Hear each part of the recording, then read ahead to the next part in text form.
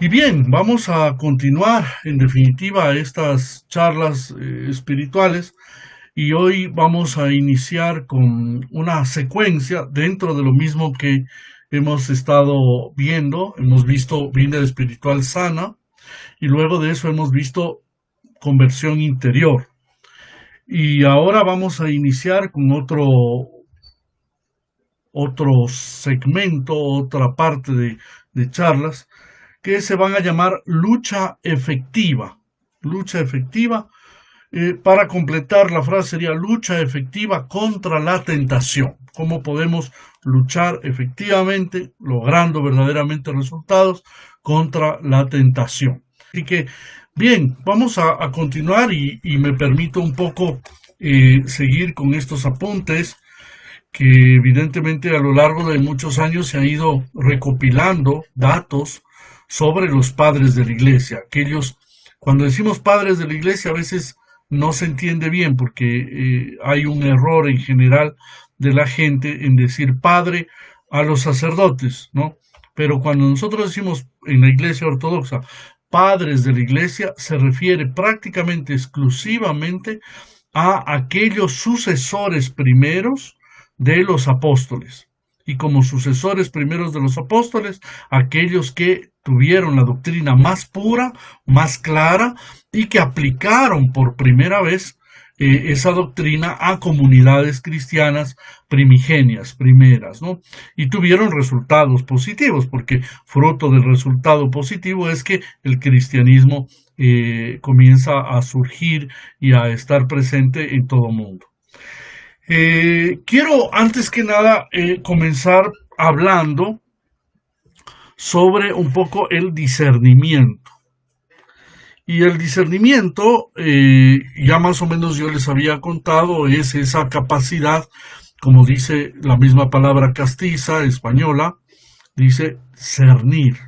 Y discernir es un poco seleccionar, meditar, ver hasta dónde realmente tal o cual cosa debe estar hacia un lado o hacia otro, es decir, separar lo bueno de lo malo.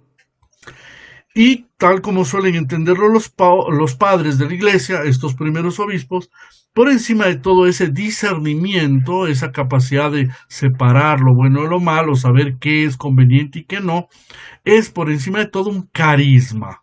Como carisma es un don de Dios que se lo da a una persona, pero no necesariamente que todo mundo puede tenerlo. ¿No? Es decir, hay personas que creen que a través del ejercicio de ciertas virtudes, de ciertas capacidades, pueden adquirir. De hecho, al inicio del cristianismo está en los Hechos de los Apóstoles el caso de Simón el Mago. Simón el Mago era un hombre que estaba dedicado a servir a Satanás y sirviendo a Satanás utilizando artes para conseguir cosas que no eran verdaderamente fruto del Espíritu de Dios, sino del Espíritu de Satanás. Y era muy hábil, muy hábil. Y él se encontró con los apóstoles e inmediatamente quiso conquistar de ellos el poder de sanar. Es decir, lo clásico, mucha gente cree que las cosas que se hacen en nombre de Cristo y en la iglesia son cosas que se pueden aprender, ¿no? Es como esa idea loca que hay personas que han dicho y que dicen que Jesucristo fue o que estuvo en un lamasterio, en un monasterio de monjes allá en la India, ¿no? Y que en definitiva se preparó con meditación para poder hacer la apariencia de haber muerto y después resucitar. Esto es una falsedad y obviamente se han creado muchas historias que por cierto además están comprobadas históricamente de que son falsas, ¿no? Pero evidentemente todos debemos comprender que siempre se van a crear ideas en la mente de los seres humanos cuando no encuentran una explicación que sea lógica o que sea humana, enseguida quieren encontrar el subterfugio por donde supuestamente se ha creado esa verdad y por eso se crean también mentiras. Y por eso mismo, volviendo nuevamente, apareció un hombre llamado Simón el mago, que les ofreció pagarles a los apóstoles para poder tener ese poder. Evidentemente ellos le dijeron eso no viene por dinero, ¿no? Y evidentemente ahí ya se ve claramente que no es una cosa que haya sido ni por dinero, ni por poder, ni persecución, ni nada se puede conseguir. Lo mismo el discernimiento, volvemos a decirlo, los padres de la iglesia, los primeros sucesores de los apóstoles, no consideran que es un carisma.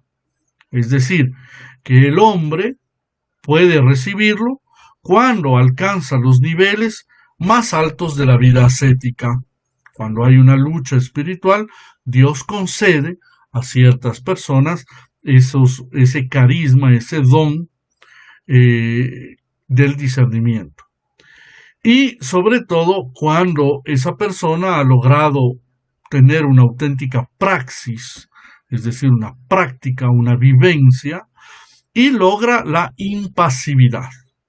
La impasividad, es decir, que ya nada le afecta, nada le altera, no hace las cosas apresuradamente, etcétera, etcétera. Entonces, en efecto, mientras que en ese hombre las pasiones subsisten todavía en él, en el grado que sea, puede ser alto o bajo, ¿no?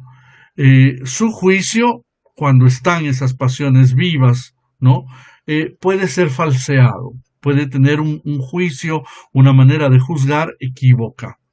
Y su capacidad de discernimiento estar alterada, es decir, moverse a juzgar rápidamente o apresuradamente sobre ciertas cosas. Por eso, en general,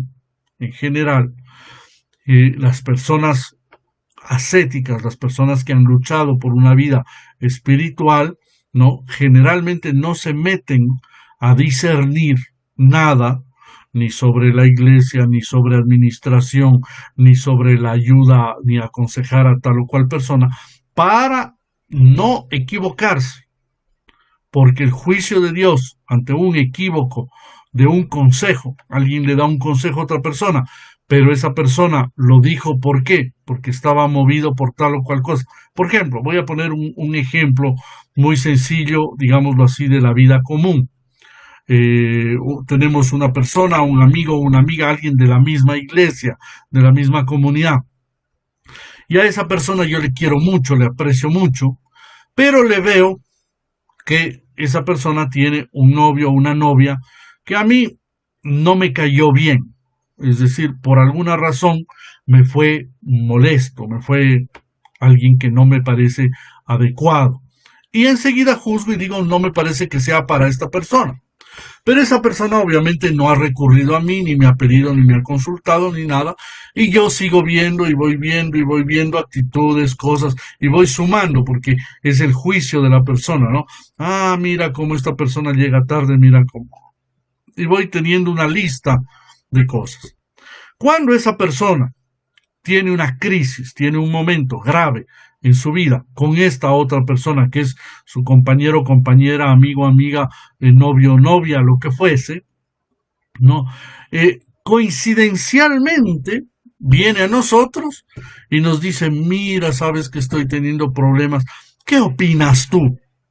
Y esa persona que todavía o yo que todavía estoy dominado por las pasiones, por el juicio, por etcétera, le doy un consejo, pero le doy un consejo movido no por el Espíritu de Dios, no por la búsqueda de la verdad, no por hacerle un bien, sino porque a mí me cayó mal. Ah, ¿sabes qué? Qué pena, pero yo desde el inicio pensé que es una mala persona. Yo siempre... Y ahí la persona vomita todo género de cosas y ahí saca la lista, ¿no? ¿Te acuerdas esa vez que te hizo? ¿Te acuerdas ese otro? Entonces, ese consejo termina convirtiéndose en una especie de guía sobre la persona, pero que no tiene el discernimiento venido de Dios. No obstante, vamos a continuar en esa explicación, el hombre, desde el inicio de su vida espiritual, debe poder hallar con seguridad su camino. y evitar los peligros y las trampas que lo amenazan por todas partes, y saber en cada momento lo que debe hacer para cumplir la voluntad de Dios y no extraviarse por senderos inciertos. Es decir, toda persona que quiera un camino espiritual, como hemos visto, primero y ante todo, sano, segundo, de verdadera y auténtica conversión interior, debe verdaderamente buscar que ese camino que está intentando seguir sea verdadero. Es decir, no sacamos nada iniciando un plan de lucha espiritual, como he puesto el nombre a estas conferencias, lucha efectiva, de ponerme a luchar, pero que no voy a sacar frutos verdaderos, sino frutos falsos. Y por lo tanto, la persona que busca una vida espiritual debe desde su partida, y puede hacerlo hasta cierto punto, aplicar la virtud de la prudencia, que adquiere en particular por medio de la oración y de las lecturas espirituales. Cuanto más nosotros nos embebamos, leamos, conozcamos bien, con buenas lecturas sanas, para poder verdaderamente, junto con la oración, alcanzar la prudencia, que es esta virtud que ya la hemos visto, que nos capacita de tomar decisiones, pero justas, correctas. Pero en sus primeros grados, óigame bien, en los primeros grados de la lucha y la búsqueda espiritual, no basta muchas veces las lecturas y la oración para proporcionarle luz. No es suficiente. Y esa luz que necesita para progresar en un camino repleto de dificultades que se da en la praxis, en el ejercicio de la vida espiritual. No es fácil. Por eso es que muchas personas inician buscando a Dios y al poco tiempo se marchitan. Y se marchitan, ¿por qué? Porque hace falta verdaderamente un conocimiento más profundo y una ayuda, un soporte, una retroalimentación, como se llama hoy en día. Por lo tanto, tiene necesidad toda persona que quiera caminar en un camino verdadero espiritual, tiene necesidad de un guía experimentado que pueda paliar lo que le falta todavía de discernimiento. He escuchado varias veces a personas amigas, conocidas, que les gusta mucho el montañismo, subir las montañas, ¿no? Y algunos han logrado incluso ir hasta el Everest. Y hay personajes famosos que han luchado y han hecho un esfuerzo toda su vida para poder llegar al Everest. Pero subir al Everest no es el gusto o el antojo de una persona y ya. No, debe primero conseguir un permiso. No es fácil. Segundo, estar acompañado por guías profesionales. Ya ha pasado aquí también en Ecuador, que han subido los clásicos gringuitos que vienen movidos por el antojo y caen en manos de algún poco experto, y ha pasado de que se han muerto en esa ascensión, en esa subida al Cotopaxi, al Chimborazo, a los Illinizas, peor a otros más difíciles como el altar, etcétera, y verdaderamente han habido tragedias donde han muerto. Exactamente igual es en la vida espiritual.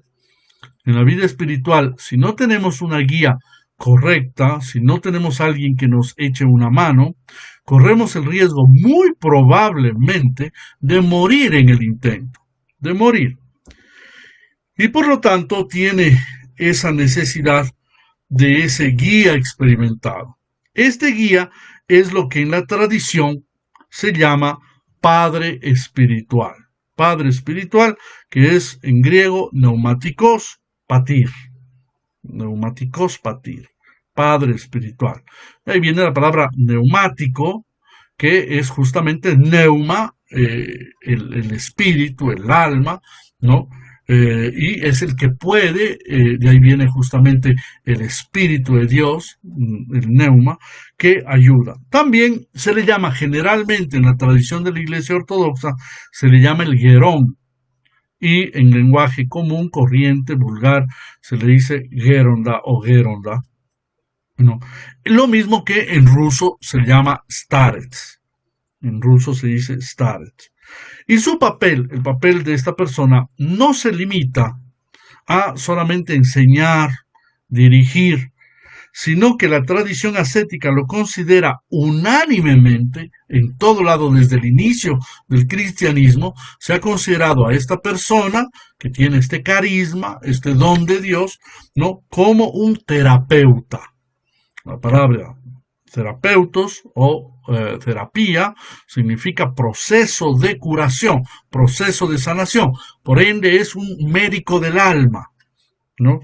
Y la tradición ascética entonces lo considera a esta persona alguien capaz de curar el alma, de quien se encomienda sus cuidados y de conducirle verdaderamente a esta persona a la salud.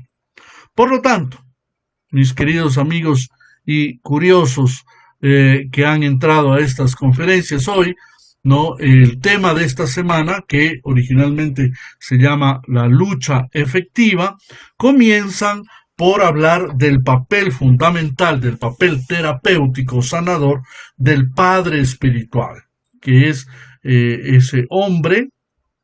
Puede darse el caso de que fuera una mujer, también igualmente, que verdaderamente tenga la guía espiritual de otras almas, ¿no? Existe también el caso de mujeres, las cuales generalmente por un obispo son colocadas en la ayuda, la guía de un alma. No necesariamente padre espiritual es confesor, no necesariamente es sacerdote, pero sí necesariamente es una persona que lleva una vida correcta, una vida santa, podríamos decir, aunque no sea santo en el sentido de ya perfecto. Ahora, este hombre, al comienzo del camino espiritual, es decir, todos los seres humanos, no el Padre espiritual, sino todos los seres humanos, el hombre en general, al comienzo de la vida espiritual, experimenta cierta reticencia y manifiesta en general resistencia a ponerse en manos de una persona, de un padre espiritual, por muy bueno que sea, por muy simpático, por muy agradable, por muy sabio que sea. Es decir, es normal que exista un rechazo, eso es normal. Y mucho más todavía cuando no se conoce, no se entiende, y cuando han habido una gran cantidad también de situaciones a veces dolorosas vividas por una persona que a lo mejor ha ido a tal grupo, a tal movimiento, a tal entidad religiosa, etcétera, y ahí más o menos le han manipulado. ¿Por qué? Porque en general, en toda organización, sea política, sea filosófica, sea educativa, sea lo que fuera, ¿no?, siempre existen personas que quieren gobernar, manejar, manipular la voluntad de las personas. Y por ende hay en general un rechazo a tener a alguien que a uno le guíe. Eso es, yo diría, natural. En este sentido, no es normal que sea difícil en general para las personas colocarse en manos de alguien o de un padre espiritual para dejarse guiar y curar. Especialmente porque, como vamos a ver ahora en esta conferencia, en esta charla, vamos a ver que una de las cosas que es fundamental y es necesario es revelarle a esa persona su vida y mostrarle también las enfermedades que tenemos, los problemas.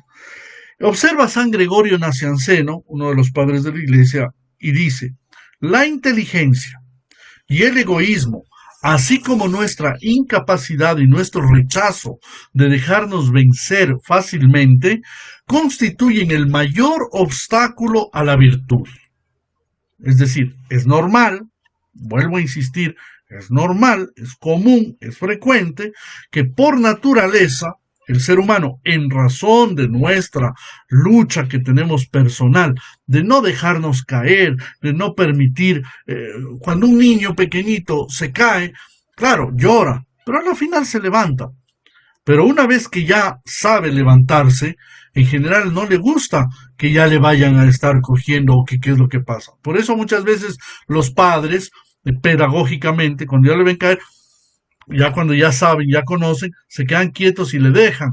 No le hacen ni siquiera mucha bulla ni escándalo porque se cayó, porque enseguida llora, porque es el método de defensa que tiene el niño, enseguida demostrar fragilidad para sentir, para pedir ayuda de alguna forma. A veces hay que dejarles. Y muchas personas dicen, pero ¿cómo no le ayudas a tu niño? Ya le estás ayudando cuando le dejas que por sí solo salga. En cambio, en el caso de la vida espiritual, sucede que estamos acostumbrados casi siempre a salir solos. Entonces nos es muy difícil, ¿no?, entrar a esa movilización que se desencadena normalmente contra los que quieran acudir a nuestra ayuda, ¿no? Todo el celo que había que poner para desvelar la enfermedad a los ojos de quien la cura, lo empleamos para zafarnos del tratamiento. Y es muy gracioso, yo tengo que decirlo, conozco una persona muy cercana a mí, que quiero, que amo profundamente, ¿no? Pero esa persona, lastimosamente fruto de su edad, y es una persona muy mayor, ¿no?, le gusta solito hacer todo. Y ahora con esto del internet, que a veces es bendición y a veces es maldición, se mete ahora al internet, entonces le duele la cabeza en tal lado, tal, y lo pone tal, digita, y ya más o menos busca el vademecum, que es la solución de todas las medicinas habidas y por haber, y se las aplica, ¿no? Por lo tanto, es un peligro. El automedicarse, nos lo han dicho siempre, lo sabemos como término en general de toda terapia, no se debe practicar la automedicación. Ahora mismo con esta enfermedad actual se nos dice no se apliquen lo que ustedes quieran, pero bueno, es decir, el ser humano es difícil de manejar. En la vida espiritual es igual. Todo el celo que había que poner para desvelar la enfermedad a los ojos de quien la cura, demostrarle al médico lo que estamos pasando, lo empleamos para zafarnos del tratamiento y empleamos nuestro valor en perjudicarnos y nuestra ciencia en luchar contra nuestra salud. Bien sabemos esconder nuestras faltas y nuestra ciencia a veces la empleamos y nos empeñamos en no dejarnos tratar por los remedios de sabiduría que curan la debilidad del alma. O bien, manifestamos incluso una abierta imprudencia respecto al pecado y a quienes se encargan de curarlo. Todo esto lo dice San Gregorio Nacianceno en su discurso segundo. Miren, esto es uno de los puntos más difíciles para que la gente crezca en la vida espiritual. Y hemos estado hablando sobre la vida espiritual en general, hemos hablado de las virtudes, hemos hablado de las pasiones, hemos visto cómo atacan al alma, perfecto, hasta ahí estamos de acuerdo. Pero en general, las personas no les gusta ser sometidas a un proceso terapéutico.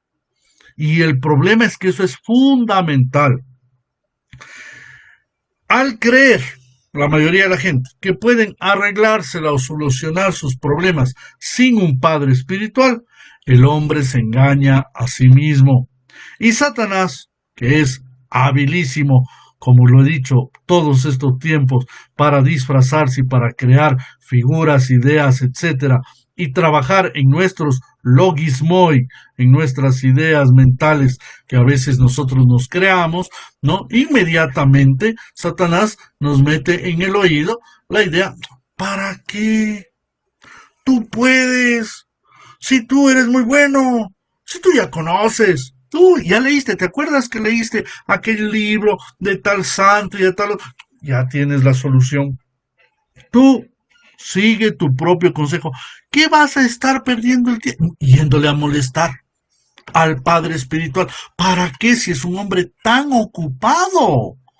Entonces, muchas personas a veces me dicen, ay, Vladica, es que yo siempre quise hablar con usted, pero como usted es tan ocupado, ¿qué le voy a estar molestando? Hombre, le digo, cuando tú estabas pensando eso, otra persona ya vino y ya me ocupó.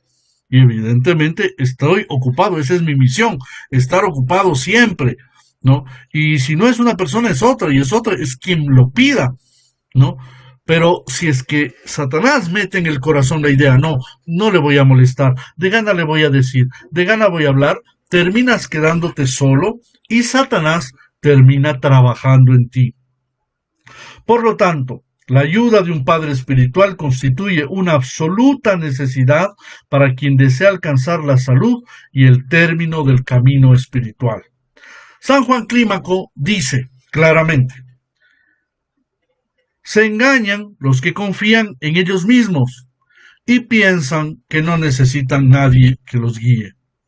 Y Calixto e Ignacio Santopoli dicen, aquellos que quieren caminar sin recibir consejos, siembran con trabajo y dolor y a menudo no hacen más que soñar, porque la vida espiritual termina volviéndose solo un sueño, pajaritos volando, no se concreta, y por eso aconseja San Nicéforo el Solitario, si no tienes maestro, busca uno a cualquier precio, pase lo que pase, así tengas que sufrir, así tengas que sacrificar lo que sea. Bien, la necesidad de dirección espiritual se basa, en primer lugar, en que el hombre, todo ser humano, tiene dificultad para conocerse a sí mismo y juzgarse. Yo me atrevería a agregar todavía además a reconocerse, porque uno puede disque conocerse, pero además uno tiene que reconocerse, es decir, volver sobre las ideas que uno ya se hace de sí mismo y ver cuán verdaderas son incluso esas ideas sobre uno mismo. Mientras la persona no haya alcanzado la pureza de la impasividad que habíamos hablado, que ya el punto más grande de la vida espiritual es llegar a estar totalmente en la paz de Dios, sin angustias, ¿no?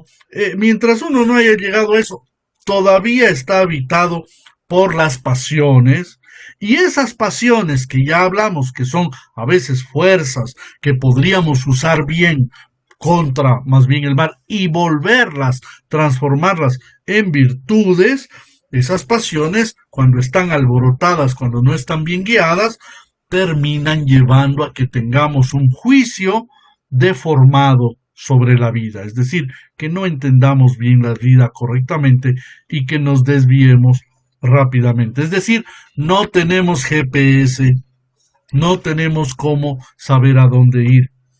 Era gracioso, he visto un video de un par de muchachos a los cuales les han entregado una guía de las calles, me parece que de Madrid, y le han dicho encuentren, no, pero yo puedo utilizar el GPS, no, busquen la guía, y les enseñan a cómo usar, pero son gente reciente y nosotros todavía usábamos guías cuando íbamos a una ciudad, ¿no? O un mapa cuando uno va de turista, ¿no? Y no sabían cómo usarlo, ¿no? Uno, dos, y no sabían los cuadrantes de la ciudad, porque nunca lo habían usado. Y al contrario, a unas personas mayores les entregan un celular y les dicen encuentren la ubicación de esta calle. Pues los muchachos les tomó 35 minutos encontrar en el mapa dónde estaba ubicada una calle que quedaba a 400 metros de donde estaban ubicados. Muchas veces nosotros no sabemos dónde estamos en la vida espiritual y necesitamos los ojos justamente de alguien de fuera, de alguien que incluso conozca otra metodología, que nos ayude a mirar de otra forma, incluso a juzgar diferente nuestra propia realidad. Por lo tanto, sometido especialmente la persona a la xenodoxia, ¿se acuerdan esa palabrita griega tan rara que les enseñé? ¿Qué era la xenodoxia? Es la vanidad. Cuando una persona tiene vanidad ¿no? Es decir, se cree banalmente, vacíamente, más que los demás, ¿no? Y además de todo esto tiene orgullo, ¿no? Rápidamente esa persona, ¿no? Es hábil para ver el pecado del prójimo, pero lento para reconocer sus propias imperfecciones. Por lo tanto, constata San Basilio que los padres evocan, enseñan la necesidad de conocerse a sí mismo y entienden que conocerse es reconocer y entender nuestro propio pecado. Esto es muy importante. Sin embargo, todas las pasiones en general oscurecen y pervierten el juicio del hombre y alteran su capacidad de discernir entre el bien y el mal. Y le impiden verdaderamente ver lo que le conviene y tener una percepción cierta de la voluntad de Dios en toda ocasión y en toda circunstancia. Y por eso Abba Zenón, uno de los padres del desierto, dice: no debe confiarse en sí mismo y uno no puede socorrerse a sí mismo. Y San Doroteo de Gaza, estos santos maravillosos de los primeros siglos, aconseja en el mismo sentido: no confíes nunca en tu corazón, dice, pues las antiguas pasiones lo han vuelto ciego. Qué duro, ¿no? Qué duro. Las pasiones vuelven ciego nuestro corazón. Y estando apasionados, no debemos en absoluto fiarnos de nuestro corazón, pues una regla torcida vuelve torcido hasta lo que esté recto. Si tú en tu corazón tienes cositas guardadas, actitudes, maneras de juzgar o formas de actuar o de alguna manera pecados que todavía se mantienen, remanen en el corazón, el hombre siempre va a seguir su propio juicio. Y no solo no puede verse a sí mismo tal como es, sino que tampoco puede saber con seguridad qué camino debe tomar. Y se arriesga constantemente a apartarse del camino correcto. Por lo tanto, San Nicéforo el Solitario aconseja: es preciso buscar un maestro que sus lecciones nos muestren las desviaciones que tenemos a derecha o izquierda, y su experiencia personal de estas dificultades nos iluminará respecto a ellas y nos mostrará sin duda alguna el camino espiritual que podremos recorrer con facilidad.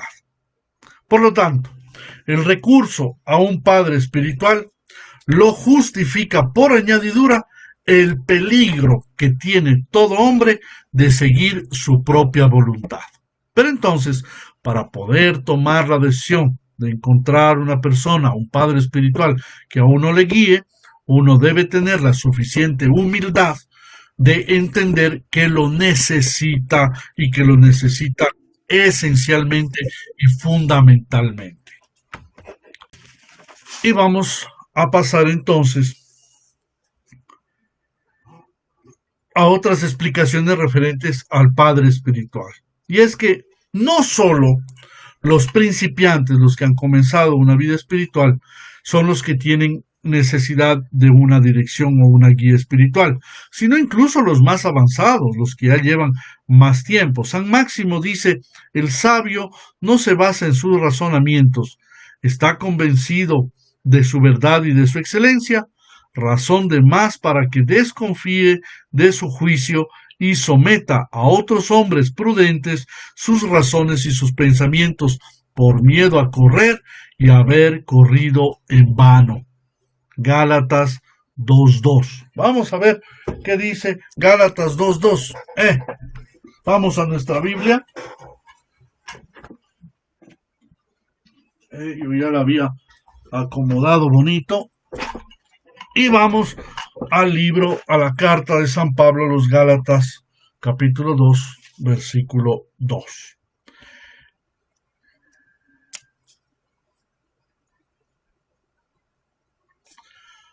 Voy a leerlo un poquito antes, desde el versículo 1. Pasados 14 años, habla San Pablo contando su experiencia, subí otra vez a Jerusalén junto con Bernabé, llevando también conmigo a Tito. Versículo 2. Subí impulsado por una revelación y en conversación privada con los principales dirigentes les di cuenta del evangelio que anuncio a los paganos, no sea que tanto entonces como ahora me estuviera esforzando inútilmente. El mismo San Pablo tenía temor de estarse desviando. Y en efecto, los riesgos de extraviarse y de caer son tanto más grandes cuanto más se haya progresado. Las trampas levantadas por los demonios son tanto más numerosas y más sutiles cuanto más avanza el hombre y se acerca a la meta, y los caminos que emprende son cada vez menos conocidos para él, puesto que son cada vez más ajenos a las cosas del mundo.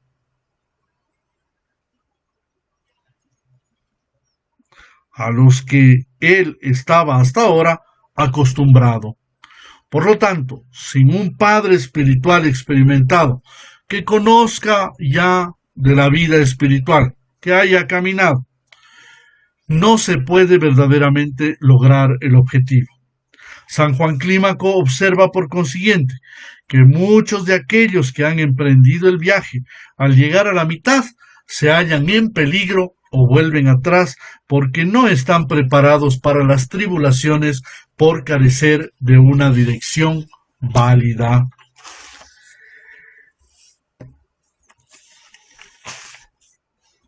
Ahora, curar y guiar espiritualmente a otros hombres, a otros seres humanos, no es cosa fácil.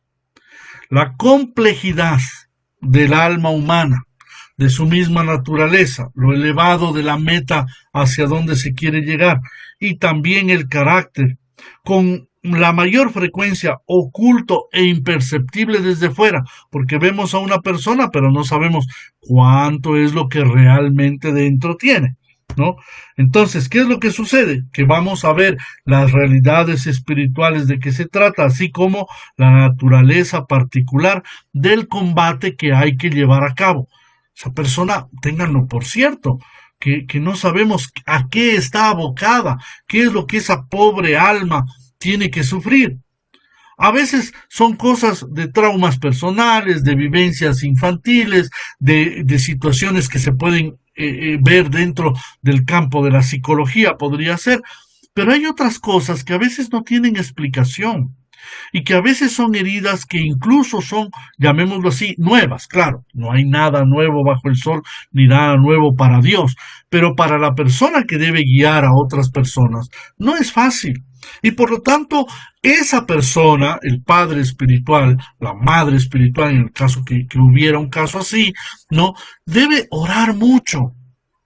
Por lo tanto, es un error creer que nosotros llegamos a hablar con el Padre Espiritual y ya más o menos él tiene una especie de tarjetero, como me acuerdo que tenía hace muchos años las bibliotecas, que uno jalaba y miraba las tarjetas, según eso escogía el libro que tenía que darse y se acabó. No, ciertamente es una cosa en donde la persona tiene que escuchar, a veces dar un primer consejo y luego volver a la vida de oración, orar, pedir a Dios y solo después de eso probablemente dar una respuesta. Hay padres espirituales que les toma verdaderamente tiempo el responder o el dar el consejo adecuado. A veces da un primer consejo, pero es solamente un inicio y es necesario ir caminando e ir viendo cuánto realmente debe la persona luchar.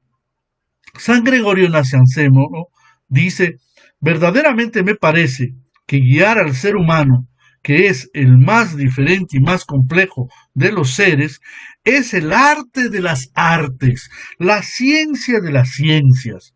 Y esto es fácil de captar si establecemos un paralelo entre la medicina de las almas y la terapéutica de los cuerpos. Cuanto más nos damos cuenta de lo que esta última tiene de laborioso, la terapéutica de los cuerpos, curar el cuerpo, más hace aparecer la comparación que la medicina que nosotros practicamos requiere mucho más trabajo y más preciosa parece en razón de la naturaleza del objeto que le concierne, de los recursos de la ciencia que implica y del objetivo al que apunta la energía desplegada. En el primer caso, dice, uno se preocupa por el cuerpo, es decir, por una materia perecedera cuyo flujo se derrama y que está llamada de todas formas a deshacerse y a sufrir su condición.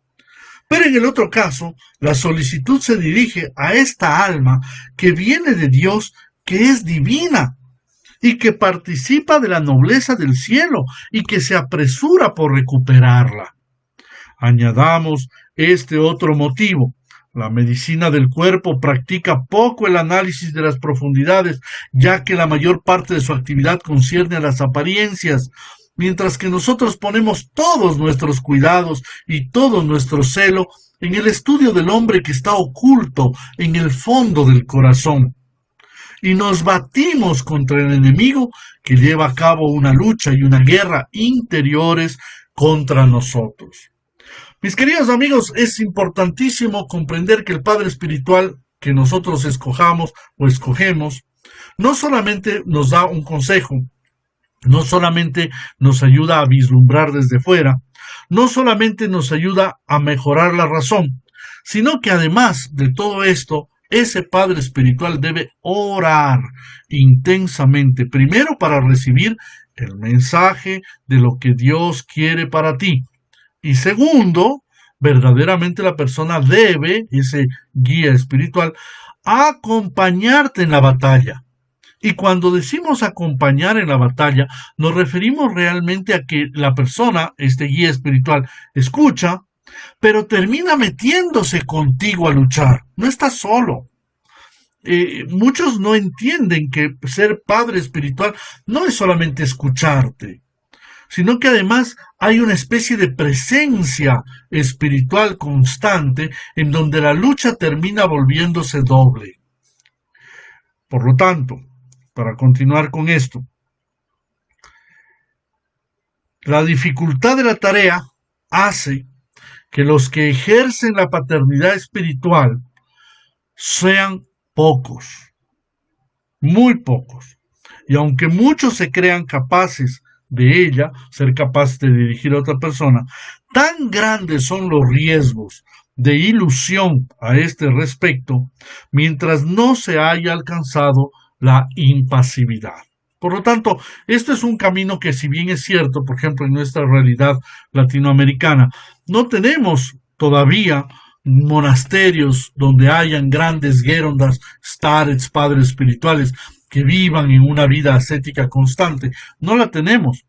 Sin embargo, debemos recordar que la gracia de Dios sigue actuando pese a la fragilidad de aquellos mensajeros o personas que nos han llevado a la fe verdadera, a la fe ortodoxa. Por lo tanto, aunque estas personas, que pueden ser obispos, sacerdotes, monjes, monjas, que tienen un camino espiritual y que pueden, con la guía primera y ante todo de la autoridad, es decir, del obispo, dar bendición para poder guiar, para ser padre o madre espiritual de una persona o de un grupo de personas, verdaderamente, aunque no sean los grandes místicos experimentados de muchos años de los monasterios, tienen la gracia de Estado. Se llama gracia de Estado, es decir, no hay otro, es lo que Dios ha puesto aquí en este territorio, pero Dios les da la gracia como si tuvieran la experiencia de muchos años de vida espiritual para poder verdaderamente guiar a una persona. Y por lo tanto, debemos tener mucho cuidado y ser conscientes de que en este ámbito de la vida espiritual siempre aparecen muchos embusteros y falsos maestros.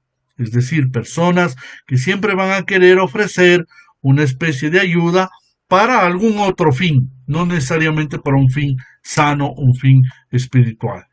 Vanessa Jiménez nos dice, Vladica su bendición, que el Señor te bendiga, mi querida Vanessa. ¿Cómo saber cómo escoger un padre espiritual sin equivocarse en él mismo? Bueno, primero y ante todo, nosotros como ortodoxos partimos de una realidad, es quiénes son los que están capacitados para esa misión. Entonces hay que primero ver quiénes están en el país o en nuestra realidad, no ejerciendo eso, y quién el obispo les ha colocado verdaderamente en una guía, ¿no? Y efectivamente, según eso, según lo que exista en el ambiente y en la posibilidad, recurrir a aquellos que nos permitan verdaderamente ser un guía. No basarse tanto en si me es simpático o no me es simpático, si es buena gente o no es buena gente, sino si es que verdaderamente voy yo también a someterme y a verle en él la mano de Dios y a Jesucristo como aquel que va a manifestarse en esa persona, ¿no? Miguel Ángel Benítez dice, querido Vladica, ¿usted tiene un padre espiritual o ya no lo necesita? Todos tenemos necesidad de un padre espiritual. Y evidentemente yo también lo tengo, aunque no lo tenga a mano ni cerca, pero verdaderamente todos necesitamos y dependemos de alguien a quien un poco consultar. Obviamente los que ya llevamos un poco de tiempo, prácticamente no es que necesitamos todos los días, pero ciertamente grandes cosas y momentos difíciles pasan en nuestra vida espiritual también, y recurrimos a el geronda o el guía espiritual que uno también ha escogido.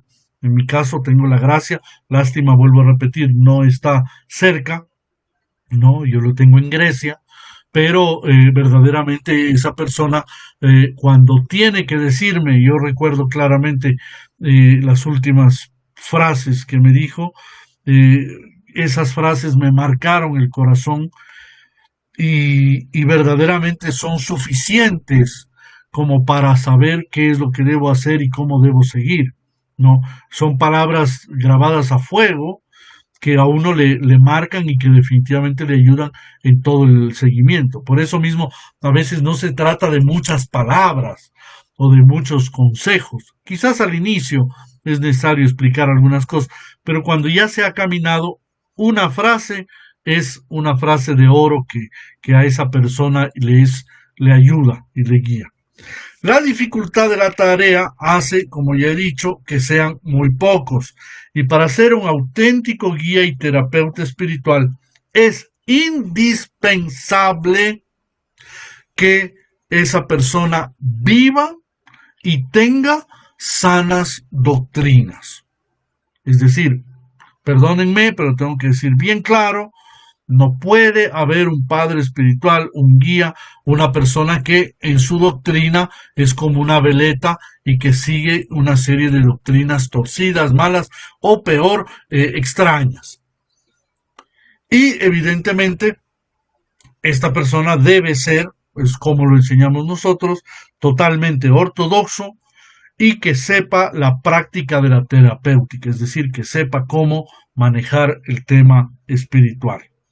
Y que sea fiel, como hemos enseñado desde el inicio, a la doctrina de los antiguos padres de la Iglesia. Esa es la garantía. Caso contrario, tenemos un lobo vestido con piel de oveja que puede llevarnos a la total destrucción. Dice San Gregorio de Niza, igual que los hombres han encontrado por experiencia la medicina antes ignorada y han visto cómo se revelaba progresivamente gracias a ciertas observaciones, de modo que lo útil y lo perjudicial, reconocidos por el testimonio de la experiencia, han entrado así en la doctrina de esta arte, y las observaciones de los predecesores sirven de precepto para el futuro, igual que ahora el que se aplica a esta arte no está obligado a juzgar por su propia experiencia la eficiencia de los medicamentos, si se trata de algo pernicioso o de algo curativo, sino que, tras haber recibido de otros sus conocimientos, él mismo ha practicado con éxito su arte. Lo mismo ocurre con el arte de curar almas, y quiero decir que este es el camino por el cual aprendemos la terapéutica o sanación de las pasiones. Sandra Jiménez dice: buenas tardes, su bendición. ¿El guía espiritual también le guía en su vida fuera de lo espiritual? Ahí sí no entendí. Es decir, ¿me guía en qué? ¿En que si me tengo que levantar a las 5 de la mañana o no? Ahí sí no te entendí, Sandra, y te pido que me lo aclares. ¿El guía espiritual también le guía en su vida fuera de lo espiritual? Normalmente un guía espiritual le guía a uno en la vida espiritual, esencialmente. Pero obviamente no puede haber una vida espiritual sin que haya una vida material. Pongo un ejemplo.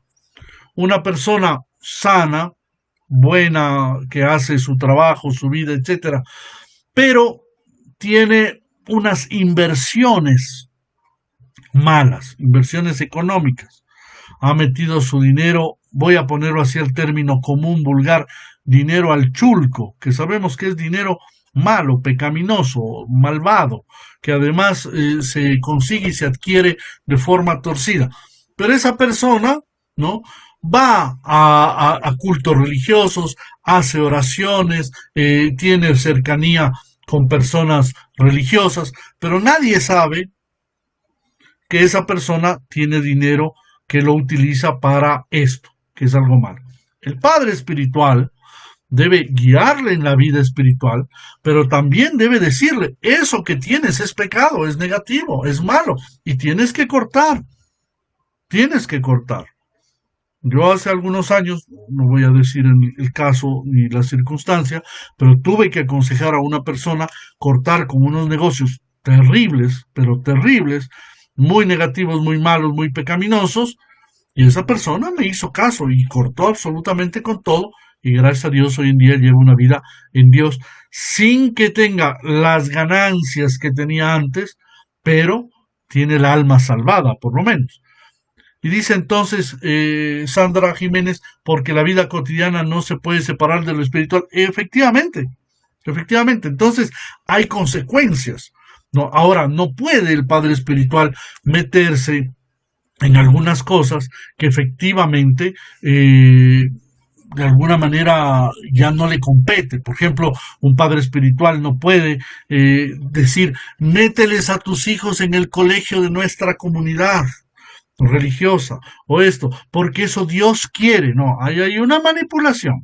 Y ahí está, hay que tener cuidado, porque también hay supuestos guías espirituales que en el fondo, o perdón que lo diga así, pero hay pastores o sacerdotes, etcétera, que lo que dicen es: haz esto, pero tal como yo te digo, pero en el fondo está teniendo algo que gana. Es decir, ahí hay un interés.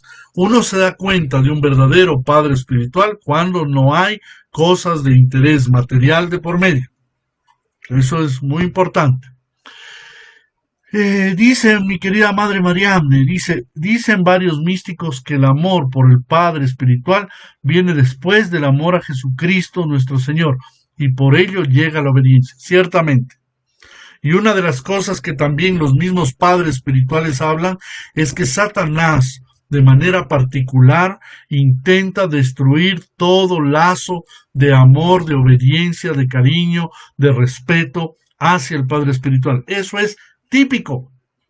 Lo típico es que una persona escoge un Padre espiritual, comienza a caminar y el diablo le mete en la cabeza: ¿no será que?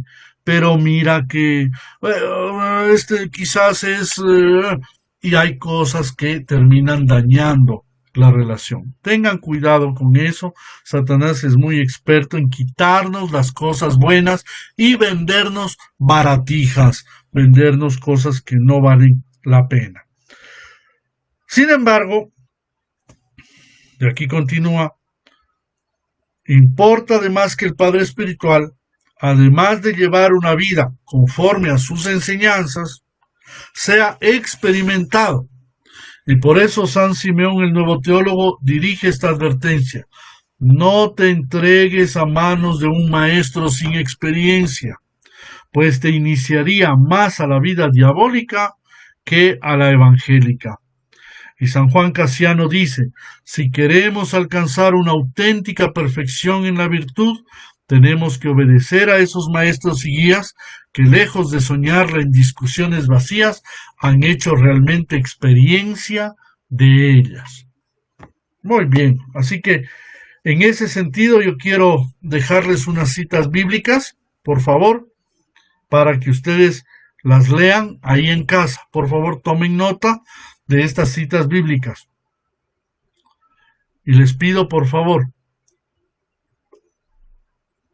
Hebreos capítulo 2, versículo 18. Hebreos capítulo 2, versículo 18. Primera de Timoteo capítulo 3, versículo 5. Primera de Timoteo capítulo 3, versículo 5. Mateo 15, versículo 14. Mateo 15, versículo 14. Y Mateo 7, versículos 4 al 5. Mateo 7, versículos 4 al 5. Y la última cita que quiero que por favor la lean es Lucas 4, versículo 23. Evangelio según San Lucas 4, versículo 23.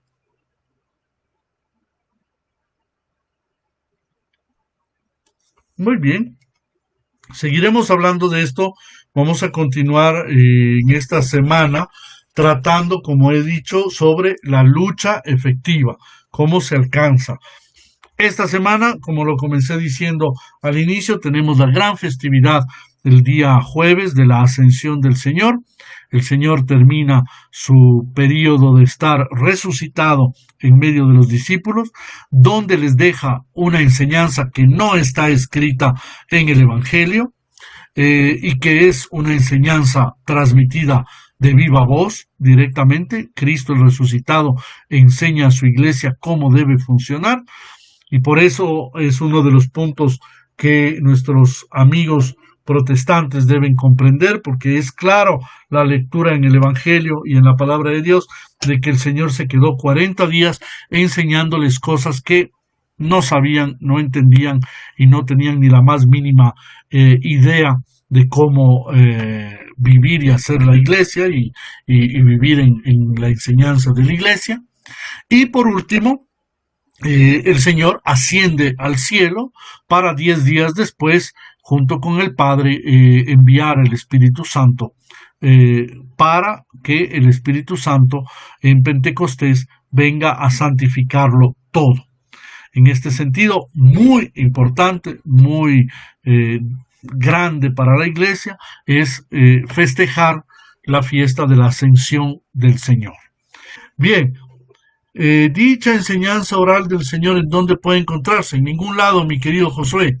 Y esto es la lucha que tenemos con el protestantismo, que el protestantismo se basa en lo que Martín Lutero dijo, que sola escritura, así es, sola escritura para algunos temas, pero también existe tradición de la iglesia.